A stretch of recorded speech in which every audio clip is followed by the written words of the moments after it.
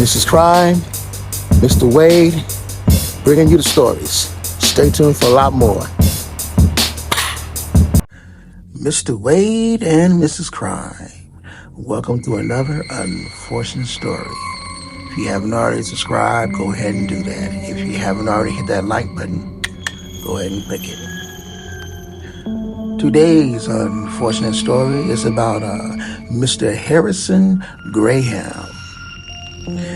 Harrison Frank Marty Graham, an American serial killer who murdered 7 women in Philadelphia, Pennsylvania, between mid-1986 to mid-1987, keeping their remains in his apartment. In the year of 1988, he was found guilty on all charges and sentenced to death, but his sentence was later commuted to life imprisonment. Graham lived less than a mile and a half away from the home of another murderer, Gary H. Heinick, who was also arrested during the same time period for similar crimes. Mr. Harrison Graham was born on September 9th in the year of 1959 in Philadelphia, the eldest of 5 children.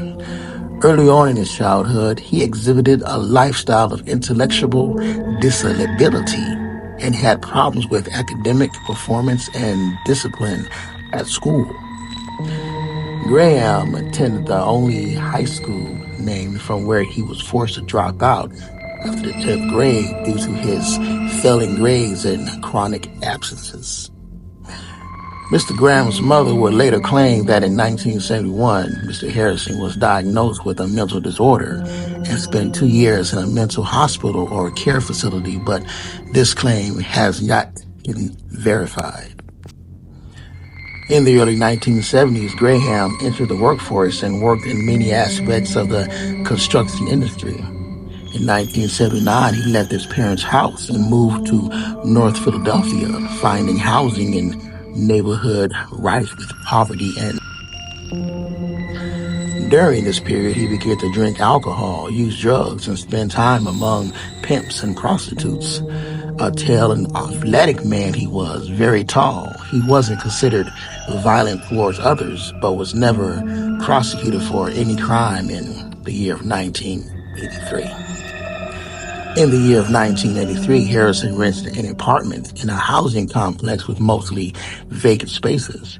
A number of residents, including Graham himself, fenced off an area of that apartment parking lot as a place to buy and sell drugs.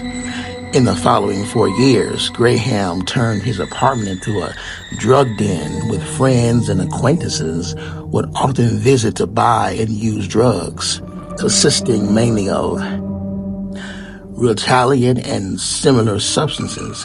Nevertheless, Graham was never known to engage in violent acts, regularly paid his rent and played basketball with a local youth, living off his disability pension, and was described as a nice man by friends and neighborhoods alike.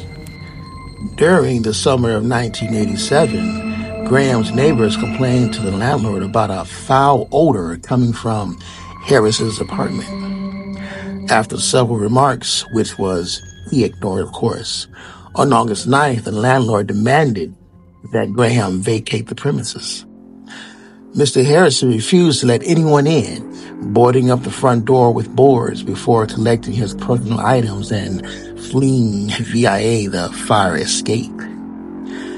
After the landlord was unable to enter his apartment, he called the police. The police broke the door down, only to find the naked corpse of a black woman and the potentially dressed corpse of another. Traces of blood, drugs, as well as a layer of garbage 40 centimeters high, a pile of dirty mattresses, and a skeleton in the closet. More skeletized remains wrapped up in a blanket were found.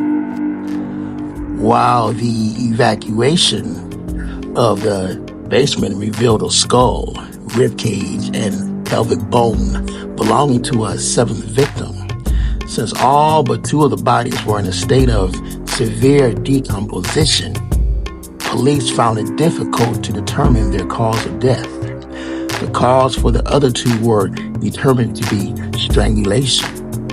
Graham was put on a wanted list, and during the following week, he was reportedly seen on public transport, fast food restaurants, homeless shelters, and a car wash, but avoided arrest each and every time. On August 17th, Mr. Harrison tracked down his mother, who, after much persuasion, convinced him to surrender. After which he called the police. Graham was arrested on the same day by the Philadelphia Police Officer Ed Spangler and Police Officer Larry Zinsky at a distance of 10 blocks from the apartment. He was taken to the police station where he readily confessed to all of the killings. In his subsequent confession, he explained that he had strangled the 7 women after sharing drugs with them during sex. According to his testimony, he committed the first murder at the end of 1986 and killed one of the victims solely because she had discovered one of the bodies. A forensic exam partially confirmed his testimony, concluding that the 2 recent victims had been strangled 10 days prior to discovery, while the other 5 had been dead for 6 to 12 months. The victims were subsequently identified as 27-year-old Cynthia Brooks, 25-year-old Valerie Jameson, 36-year-old Mary Jeter Mathis, 22-year-old Barbara Mahoney, 29-year-old Robin Deshanger, 33-year-old Sandra Garvin, and 24-year-old Patricia Franklin. During the investigation, it was established that Deshazer had been Graham's longtime girlfriend. Harrison's mother told the police that back in 1981, after an argument with her son, she visited his apartment where Robin was living and had seen them using drugs together. An acquaintance of Graham has also claimed that in the year of 1984, he had seen him beating Robin. Mr. Harrison Graham's trial began on March 7th, the year of 1988. He refused the jury that during the preliminary court hearing, as he fully admitted his guilt. The prosecutor's office demanded the death penalty, while his lawyer, Joel Mudwisky, demanded that the client be given a lenient sentence.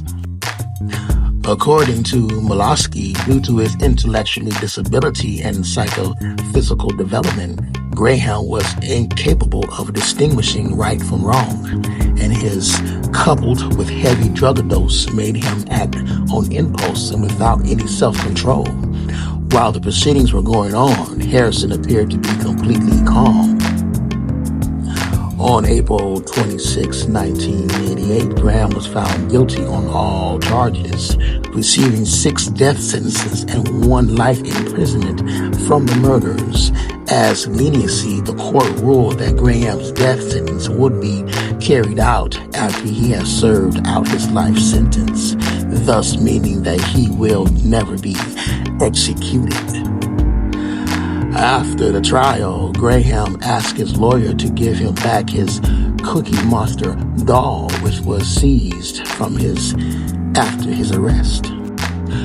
Mr. Graham had been attached to the doll for years, the Cookie Monster, yet it being one of the few items he took with him after escaping from his apartment. I hope you guys enjoy this unfortunate story of the people that Mr. Graham murdered. A lot more coming from Mr. Wade and Mrs. Crime. Until then, we bring it to you.